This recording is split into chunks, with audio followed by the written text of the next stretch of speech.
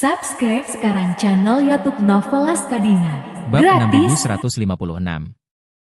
Seseorang langsung berkata, "Ya, benar sekali.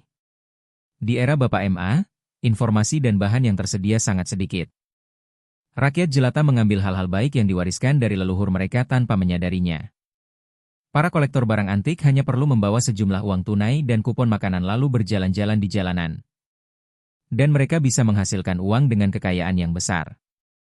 Kita bisa mendapatkan porselen asli dari zaman dinasti Ming dan Qing dengan harga murah. Dan bahkan porselen biru putih berkualitas tinggi dari dinasti Yuan.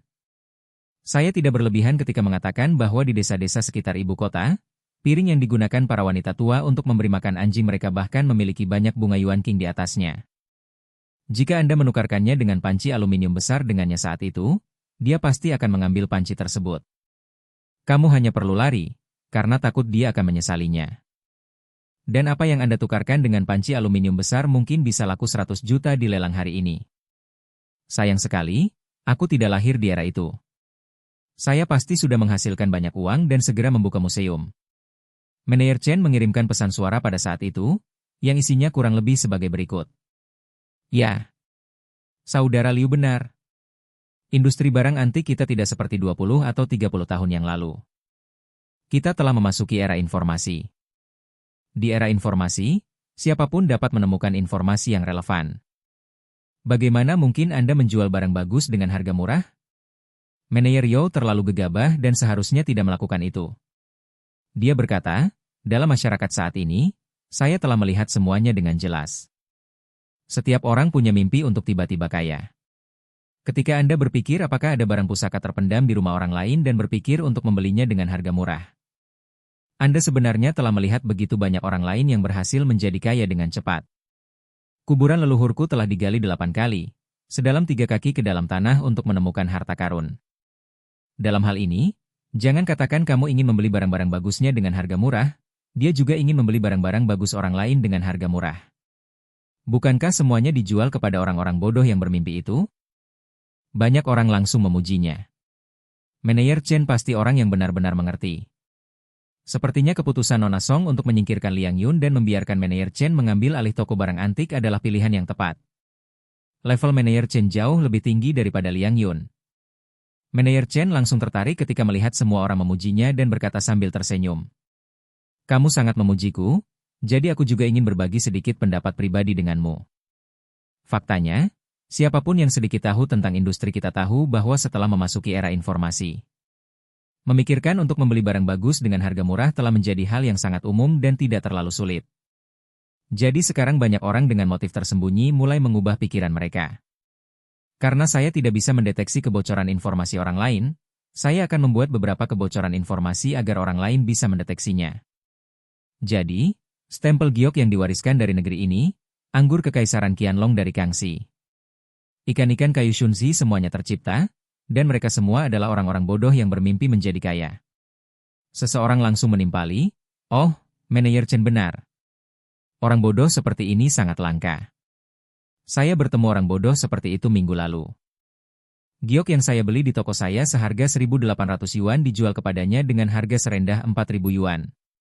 Dia pikir itu terlalu mahal, jadi dia berbalik dan menghabiskan 20.000 untuk membeli sepotong marmer. Benda bodoh itu harganya tidak lebih dari 200 yuan termasuk ongkos kirim." Orang lain berkata, "Manajer Chen, tolong bicaralah dengan kami sedikit lebih lama dan berikan kami lebih banyak saran. Mari kita pelajari lebih lanjut, tetap waspada dan siap siaga." Manajer Chen berkata sambil tersenyum, "Semuanya, dalam lingkungan umum saat ini, industri barang antik sudah menjadi transparan seperti halnya mobil bekas di daerah-daerah atas. Jika Anda menipu penjual saat mengambil mobil, Anda hanya bisa menipu penjual saat menjual mobil tersebut. Seorang pedagang mobil bekas dapat menjual Rolls-Royce yang basah kuyup dengan harga hampir seperti mobil baru. Namun, dia tidak bisa menggunakan Rolls-Royce yang basah kuyup sebagai pengganti Rolls-Royce yang hampir baru. Oleh karena itu, ketika kita membuka toko di jalan barang antik, kita harus terlebih dahulu menyadari bahwa hal itu sangat sulit untuk dilewatkan di seluruh industri barang antik.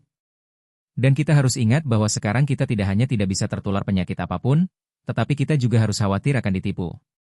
Selalu ada orang yang ingin mengemas mobil kecelakaan, mobil yang terendam banjir, mobil dengan odometer yang dimanipulasi, dan mobil dengan cincin jiwa yang terpasang pada orang yang sudah meninggal.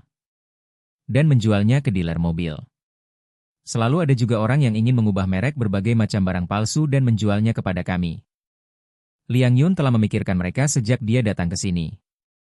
Jika Anda mengerjakan proyek dengan margin keuntungan 500%, akan aneh jika kamu tidak tertipu sampai mati. Semua orang di grup itu mengacungkan jempol dan memujinya.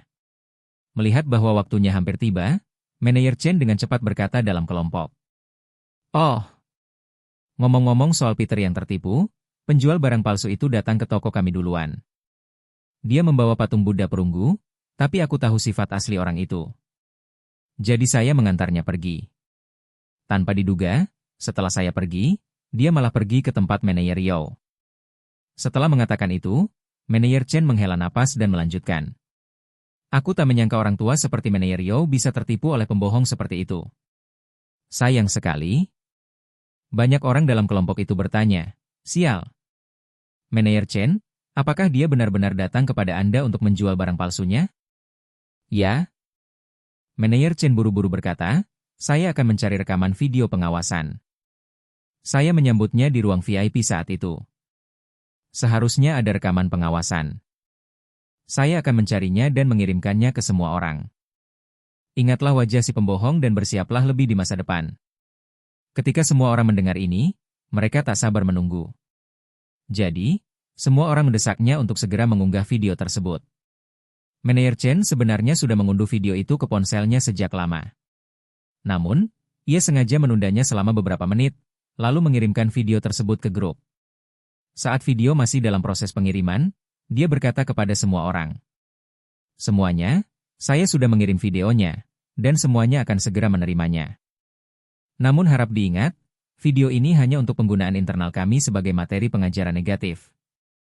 Tapi tolong jangan menyebarkannya keluar. Tak lama kemudian, seluruh proses acting manajer Chen dikirim ke grup industri. Begitu video itu diterima, mereka langsung mengklik untuk menontonnya.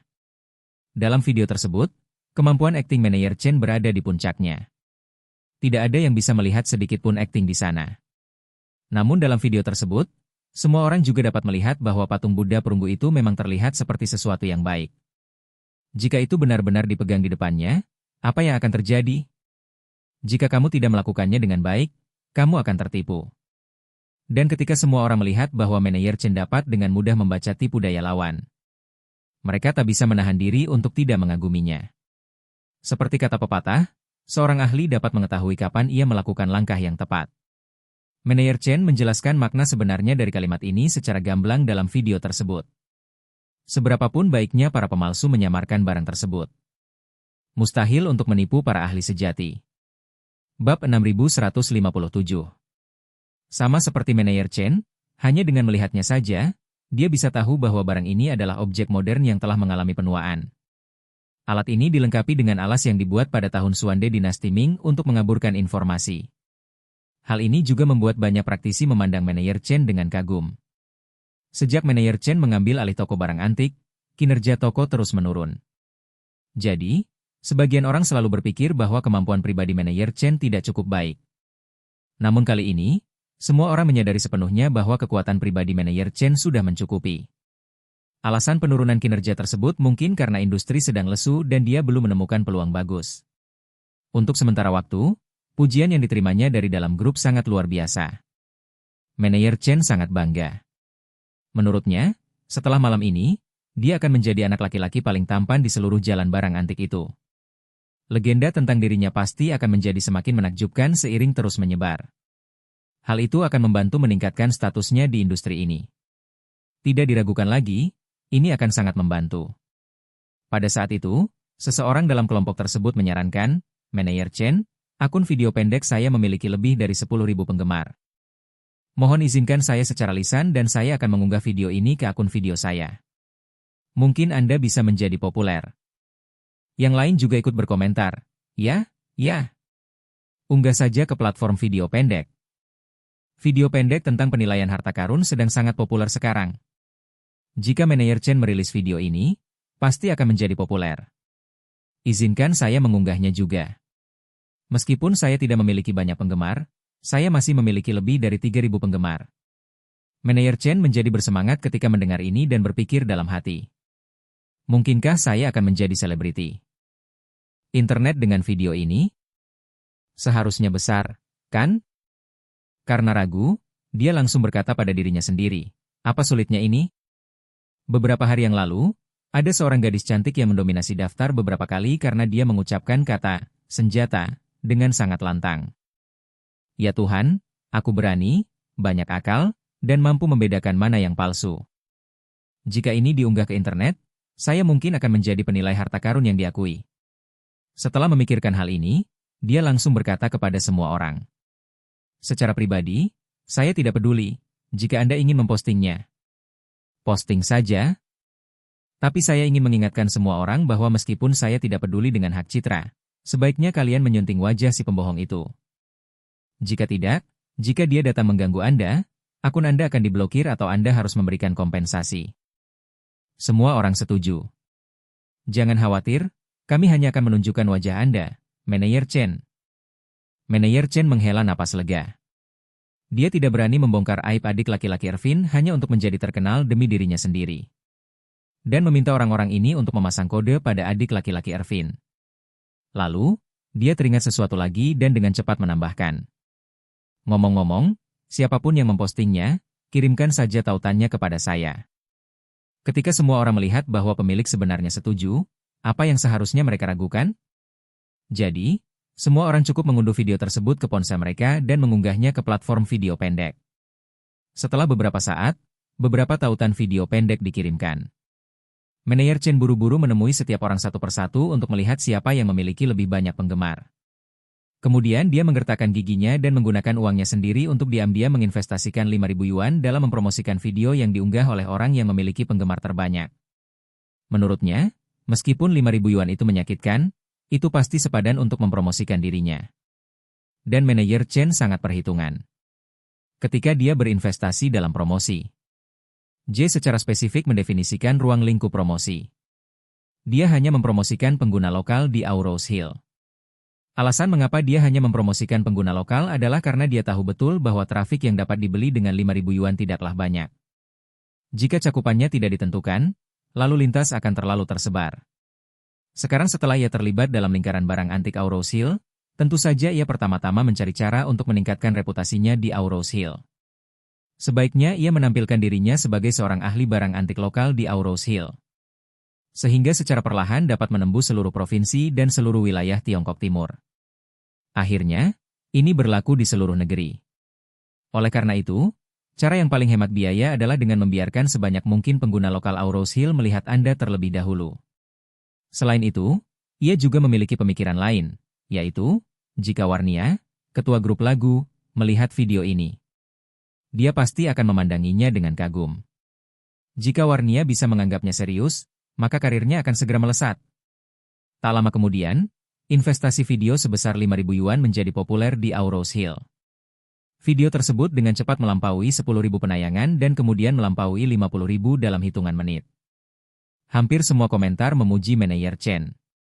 Mereka merasa bahwa orang ini memang sangat profesional dan mampu mengenali pembohong licik seperti itu hanya dengan sekali pandang. Manajer Chen mengirimkan tautan video tersebut kepada Ervin, yang kemudian membuka video dan mulai memutarnya di depan Jacob. Jacob tidak tahu bahwa Ervin memiliki pengamanan lain, jadi dia bertanya dengan penasaran, "Ervin, apa ini?" Ervin tersenyum dan berkata, "Presiden Wilson, apakah Anda tidak ingin Liang Yun hancur? Kita bisa mengirimkan video perbandingan agar dia terlihat lebih bodoh lagi." Sambil mengatakan itu, dia menyerahkan telepon kepada Jacob dan berkata, "Lihat, Liang Yun pasti akan semakin malu setelah video ini tersebar." Sambil memandang orang di foto itu, dia berkata dengan terkejut, "Bukankah ini Chen, manajer toko barang antik saat ini?" "Ya." Ervin mengangguk, "Itu dia." Awalnya, kemampuan profesionalnya jelas tidak sebaik Liang Yun. Namun, operasi semacam itu akan membuat orang berpikir bahwa Liang Yun jauh lebih buruk darinya. Liang Yun tidak akan bisa bekerja di toko ini di masa mendatang. Dan tidak ada peluang untuk mendapatkan pekerjaan di toko barang antik di Aurose Hill. Jacob tidak cukup pintar untuk menyadari bahwa Ervin itu mudah dikalahkan. Masalah itu adalah sebuah bantuan antara mereka berdua. Ia merasa bahwa Ervin lebih bijaksana dan licik darinya, jadi ia tersenyum dan berkata, "Ervin, harus kamu."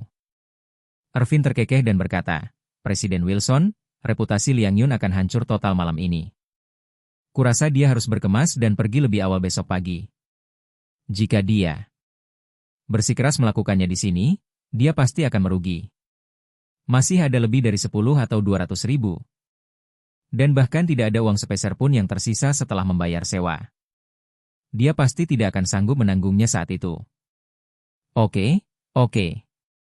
Jacob mengangguk bangga dan berkata sambil tersenyum, "Aku akan menemui Liang Yun. Setelah itu, tidak akan ada kesempatan untuk bertemu dengannya lagi." Ervin berkata dengan tergesa-gesa, "Presiden Wilson, jika Anda pergi menemuinya. Jika dia menduga bahwa masalah ini berkaitan denganmu, bukankah dia akan menyimpan dendam?" Bab 6158. Yakub mengangkat alisnya dan berkata dengan nada menghina, "Aku takut padanya. Dia bukan manajer umum toko barang antik. Saya juga menjabat sebagai wakil presiden eksekutif dari Asosiasi Seni Lukis dan Kaligrafi. Dia hanyalah seorang lelaki tua yang tidak bisa bertahan hidup. Apakah aku akan takut padanya?" Setelah mengatakan itu, Jacob merapikan kerah bajunya dan mendengus. "Aku akan menemuinya. Aku ingin bercinta dengannya secara langsung. Bukankah dia hebat? Mari kita lihat seberapa hebat dia kali ini." Ervin tertawa kecil dan berkata, Kau benar. Kau harus meniduri orang seperti ini di depannya." Tiduri dia dengan kasar. Setelah itu, dia dengan cepat berkata, "Tetapi Presiden Wilson, sebentar lagi, saya akan mengikuti Anda dengan tenang. Jika dia mulai menyerangmu, aku akan segera datang dan membantumu. Jika dia tidak berani melakukannya, ya sudah, setubuhi saja dia sesuka hatimu." Jacob juga takut bertemu seseorang di jalan yang sempit. Lalu, dia melambaikan tangannya. "Ayo pergi, aku duluan, kamu ikuti aku dan bertindaklah sesuai arahan." Charlie di kedai teh merasa lega ketika melihat Peter pasti mengalami kebocoran besar. Ayah mertuanya ingin mengerjainya, tetapi tanpa diduga ia malah merugikan dirinya sendiri.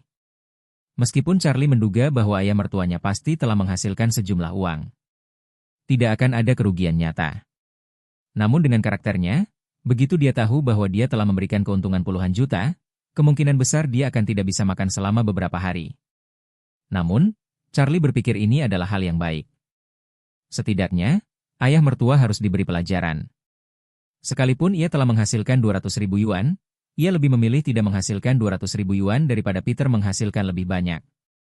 Oleh karena itu, masalah ini pasti akan menjadi mimpi buruk jangka panjang dan iblis batiniah baginya.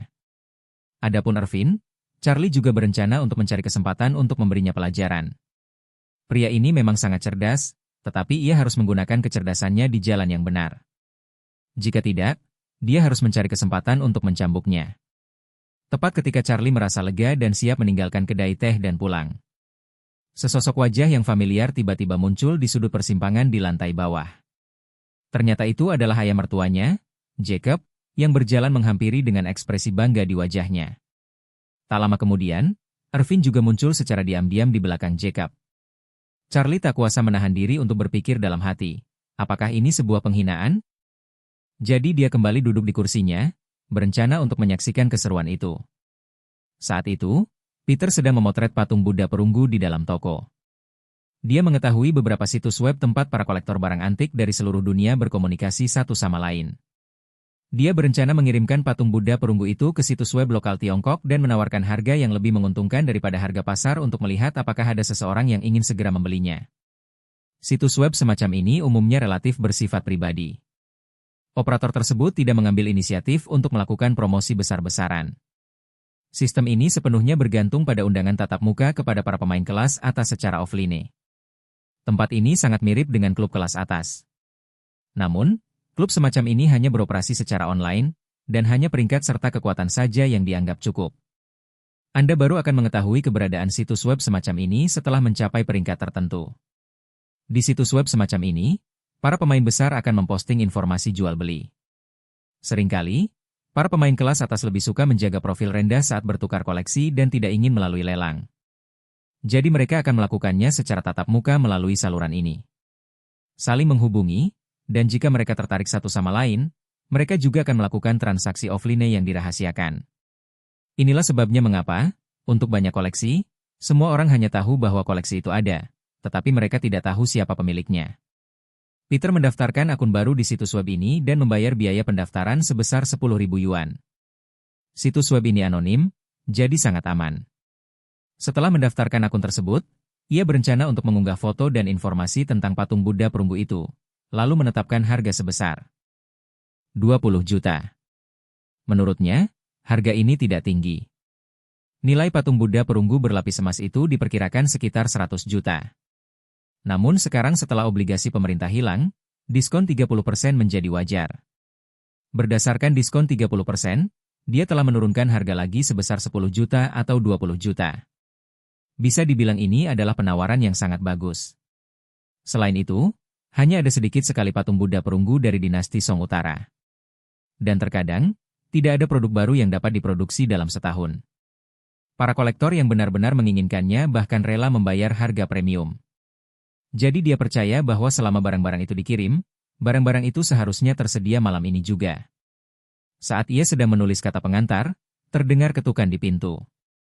Ia mengangkat kepalanya dan melihat keluar, dan melihat Yakub berdiri di luar pintu. Melihat ke dalam melalui jendela kaca. Peter secara alami mengenali Jacob. Untuk menarik perhatian Charlie, dia sengaja mencoba mendekati Jacob. Saat melihat Jacob tiba-tiba muncul di luar toko, dia langsung mengerti apa yang terjadi hari ini. Saat itu, ia tak kuasa menahan tawa dalam hatinya, sambil berpikir. Ternyata orang itu diperintahkan oleh Yakub. Memikirkan hal itu, dia meletakkan ponselnya. Ia menggelengkan kepalanya dan berjalan ke pintu sambil tersenyum lalu membukanya. Setelah membuka pintu, Peter menatap Jacob yang tampak bangga di luar pintu, lalu tersenyum sopan. Oh, ternyata ini Pak Wilson, sudah lama tidak bertemu. Jacob tertawa sinis di antara tarikan napasnya, mengecap bibirnya, dan berkata, "Oh, Manajer Yao, kapan Anda kembali? Kenapa kamu tidak menyapa di WeChat? Kamu punya akun WeChatku, kan?" Peter mengangkat tangannya dan berkata, "Maaf, Tuan Wilson, kali ini saya kembali secara diam-diam dan tidak ada yang diberitahu." Jacob berkata sambil tersenyum, Kalian sangat sederhana, kalian hanya ingin menghasilkan banyak uang secara diam-diam, kan?" Peter tersenyum dan berkata, "Aku tidak berani, aku hanya ingin kembali ke Auros Hill untuk melakukan bisnis kecil-kecilan. Saya tidak berani berharap akan menghasilkan kekayaan besar." Tepat sekali. Jacob mengerutkan bibir, menunjuk Peter dengan jarinya, dan berkata dengan penuh emosi. Pak Yo, Anda tidak jujur. Anda baru saja menemukan kebocoran besar. Dan kau masih bilang padaku bahwa kau tidak berharap menjadi kaya. Siapa yang bisa mempercayai ini?" Peter sedikit terkejut, lalu berkata sambil tersenyum.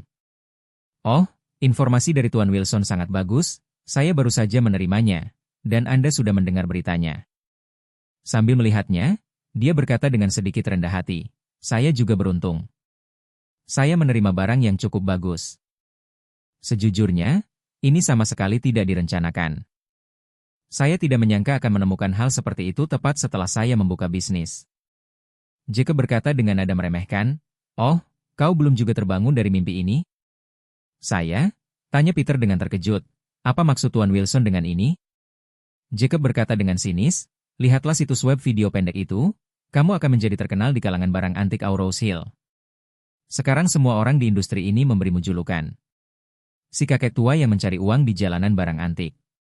Kamu, Manajer Yao, benar-benar hebat kali ini." Bab 6159. Orang tua yang menebar kekayaan? Ketika Petrus mendengar hal ini, ia tertawa sinis dan berkata dalam hati, "Aku baru setengah baya, jadi sepertinya aku belum pantas menyandang gelar orang tua." Setelah itu, dia bertanya dengan berpura-pura penasaran. "Pak Wilson, saya penasaran bagaimana saya bisa mendapatkan julukan seperti itu?" Melihat bahwa dia masih belum mengerti, Yakub mencibir dan berkata, "Bukankah Anda baru saja menerima patung Buddha perunggu dari dinasti Ming?" Peter mengangguk, "Saya menerima satu, tetapi secara tegas. Ini bukan patung Buddha perunggu dari dinasti Ming, melainkan patung Buddha perunggu dari dinasti Song Utara. Ditambah pangkalan dinasti Ming." Jacob tertawa terbahak-bahak, dinasti Song Utara, hahaha, kamu. Kaulah yang membuatku tertawa. Jangan menyerah sampai kau mati. Peter berkata dengan serius, Tuan Wilson, patung Buddha perunggu itu memang berasal dari dinasti Song Utara. Kalau kamu tidak percaya, kenapa kamu tidak masuk dan melihatnya sendiri? Aku tidak akan melihatnya. Jacob mengerutkan bibir. Sekarang tersebar kabar bahwa seseorang membuat patung Buddha perunggu dinasti Ming palsu dan ingin membuat sensasi di jalanan barang antik. Dia pergi ke toko barang antik terlebih dahulu, tetapi manajer Chen melihat ada sesuatu yang salah dengan barang itu. Jadi dia tidak membelinya, dan kemudian seseorang membawakan barang itu untukmu. Kamu yang membelinya, kan? Peter tiba-tiba menyadari, sambil berpikir. Sepertinya masalah yang menimpa saya ini bukan hanya melibatkan Jacob dan Ervin, manajer Chen juga pasti terlibat. Namun, dia tersenyum. Dan berkata, semua orang mengatakan bahwa patung Buddha perunggu itu palsu. Tapi menurutku itu sama sekali bukan palsu. Jika Anda menemukan pembeli yang tepat, Anda masih bisa menjualnya dengan harga tinggi. Dia berkata dengan sangat serius, jika pemilik benda ini mengetahui nilai sebenarnya dari benda ini. Dia mungkin akan menyesal menjualnya dengan harga serendah itu seumur hidupnya. Ini hanya soal jual-beli, dan sekarang sudah terlambat baginya untuk menyesalinya. Menyesali? Jacob tertawa lama dan berkata dengan sinis seolah-olah dia baru saja mendengar lelucon besar. Oh, Manajer Yao, saya tidak menyangka ini. Sudah lama saya tidak bertemu Anda. Tapi kamu semakin terlihat seperti amatir. Lihat dirimu sekarang. Apa kau terlihat seperti orang-orang bodoh di acara penilai harta karun yang menggunakan kotoran anjing sebagai harta karun? 100.000 pakar mengatakan bahwa itu adalah hal yang paling tidak berguna. Harganya cuma 1 yuan, tapi dia mengira harganya 100 juta. Dia benar-benar gila. Peter tersenyum dan berkata, Tuan Wilson, bisnis barang antik menguji penglihatan Anda. Beberapa hal mungkin berharga 100.000, tetapi orang lain mungkin berpikir bahwa hal itu bernilai 100.000. Harganya mungkin 10 juta. Mereka yang optimis belum tentu salah. Hanya mereka yang benar yang merupakan pemenang sejati. Oh, ya, ya. Jacob mengangguk berulang kali, menunjuk seperti pasien Parkinson, dan tubuhnya pun mengikuti gerakan tersebut. Dia menggelengkan kepalanya satu persatu, dan berkata dengan tidak sabar. Karena kamu sudah kehilangan akal sehat, kamu tidak lagi berada di lingkungan profesional. Aku tidak bisa bicara denganmu. Ini seperti bicara satu sama lain. Begini bagusnya, bukankah benda itu berasal dari dinasti Song Utara? Kamu bisa coba menjualnya dan lihat apakah ada orang jahat yang mau membelinya. Peter berkata sambil tersenyum. Sejujurnya, Tuan Wilson, saya hanya sedang mencari pembeli.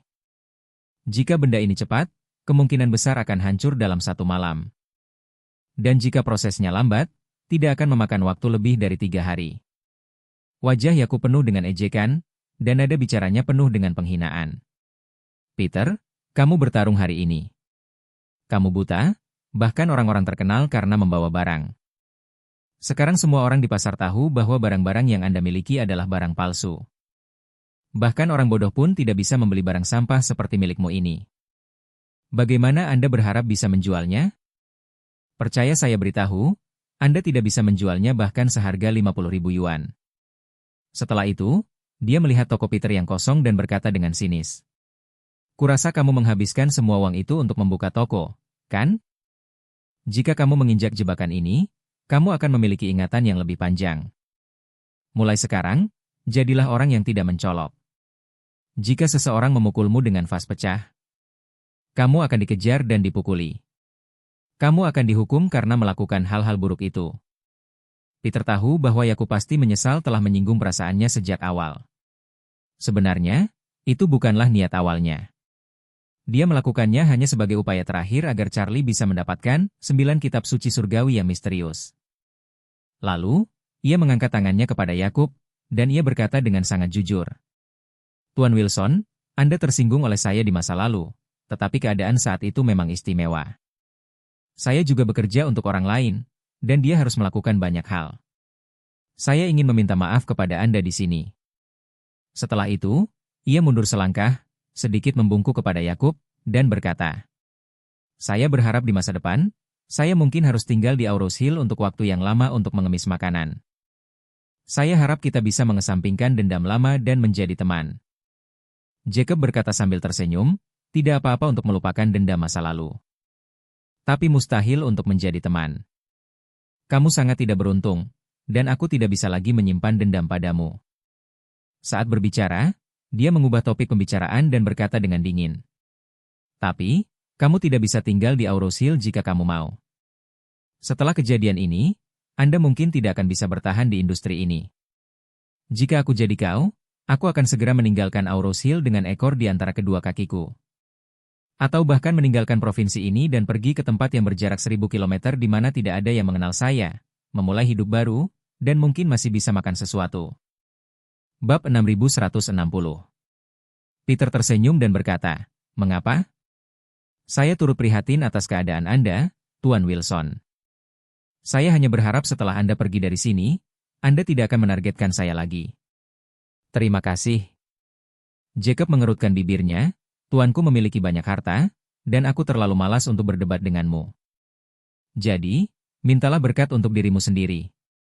Saat mengatakan itu, Yakub menatap Petrus dengan tatapan penuh kebencian di wajahnya. Dia mendecakkan bibirnya dan berkata, "TSK, TSK. Kukira kau seorang ahli, tapi aku tidak menyangka kamu selama ini. Ini benar-benar mengecewakan. Lupakan saja, pulanglah, selamat tinggal." Setelah itu, dia berbalik, meletakkan tangannya di belakang punggung, dan pergi dengan langkah santai dan penuh percaya diri.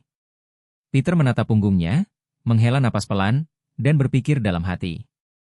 Melihat sikapnya saat ini, seharusnya dia sudah puas dan tidak akan berdebat lagi dengan saya. Tapi jika dia tahu berapa harga jual barang ini, aku khawatir dia akan membenciku lebih dari sebelumnya. Melihat Jacob pergi, Charlie tidak tinggal lebih lama lagi. Lalu turun dari kedai teh dan meninggalkan jalanan barang antik. Ketika dia sampai di rumah, Jacob sudah selangkah lebih maju dan baru saja memarkir mobil. Seluruh wajahnya berseri-seri, dan bahkan di malam hari, Anda bisa melihat bahwa wajahnya berkilau, putih kemerahan, dan sangat lembab. Melihat Charlie, Jacob berkata sambil tersenyum. "Oh, menantuku tersayang, kau juga sudah kembali. Sudah makan?" Charlie berkata dengan santai, "Apakah ayah sudah makan? Bagaimana denganmu?" Yakub menyentuh perutnya, mengecap bibirnya, dan berkata, "Aku sibuk mencari uang, dan aku belum makan malam." Charlie bertanya dengan penuh pengertian, "Hei, ayah sedang berbisnis hari ini? Dilihat dari kondisi mental Anda, bisnis seharusnya berjalan dengan baik." Jacob berkata sambil tersenyum bangga, "Benar, aku sudah lama tidak bergerak. Namun begitu saya mengambil langkah, saya tidak akan pernah pergi dengan sia-sia." Lalu, dia mendorong pintu hingga terbuka dan berkata kepada Charlie, "Masuklah, menantuku, izinkan aku berbicara denganmu baik-baik." Charlie mengangguk dan mengikuti Jacob melewati pintu. Begitu ia memasuki pintu, Elaine menyambutnya dengan antusias. "Suami, kau sudah kembali." Setelah mengatakan itu, dia melihat Charlie mengikuti di belakang dan berkata, "Oh, menantu saya yang baik juga sudah kembali. Kalian berdua akan bekerja bersama." "Apa yang terjadi?" "Tidak," kata Jacob sambil tersenyum. "Kami pergi untuk membicarakan urusan kami sendiri, tetapi kami baru saja kembali." Setelah itu, dia berkata dengan ekspresi bangga dan gembira, "Istriku, aku di sini hari ini. Aku menghasilkan 200.000 yuan dari transaksi ini." "Benarkah?" Mata Elaine membelalak dan dia langsung berkata, "Suami, kamu menghasilkan 200.000 yuan hanya dalam setengah malam? Itu luar biasa. Bagaimana kamu mendapatkan uang sebanyak ini?" Claire, yang sedang duduk di ruang tamu, datang dan bertanya, "Ayah, bisnis apa yang ayah jalankan?" Jacob berkata sambil tersenyum, "Bukan apa-apa. Yang paling menakjubkan adalah aku menemukan barang antik dengan mata tajamku, dan setelah menjualnya kembali, aku malah mendapatkan uang." Seperti yang dia katakan, dengan sedikit penyesalan.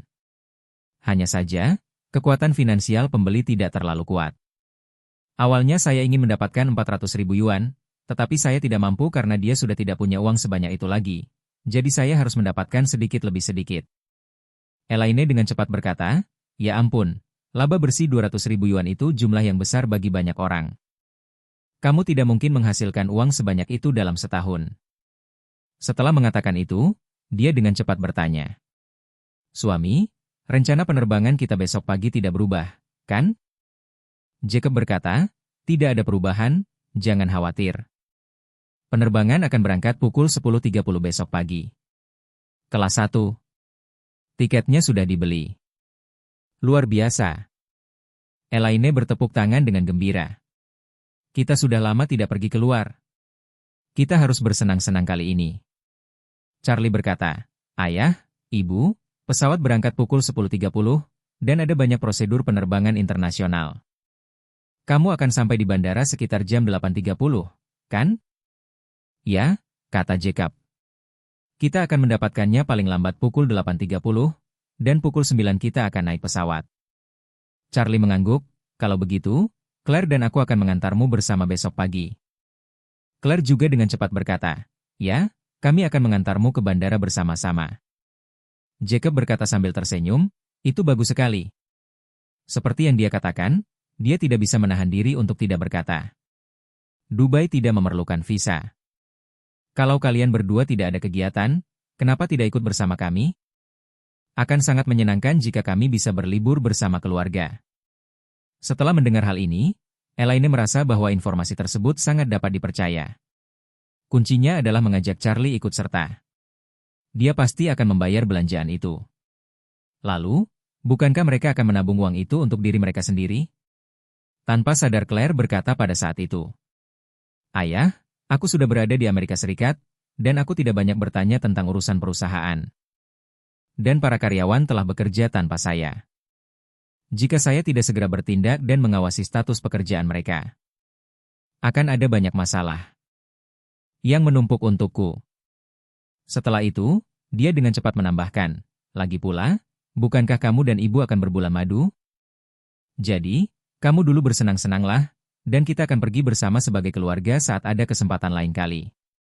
Ketika Yakub mendengar ini, dia berhenti mendesak dan berkata sambil tersenyum.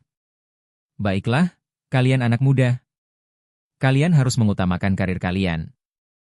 Dan belum terlambat untuk beristirahat ketika karir Anda mencapai level tertentu. Dia berkata dengan gembira, saya menghasilkan banyak uang hari ini. Suasana hatiku sedang baik sekarang. Aku yakin kali ini aku akan keluar untuk bersenang-senang. Ini akan sangat menyenangkan. Ini akan sempurna.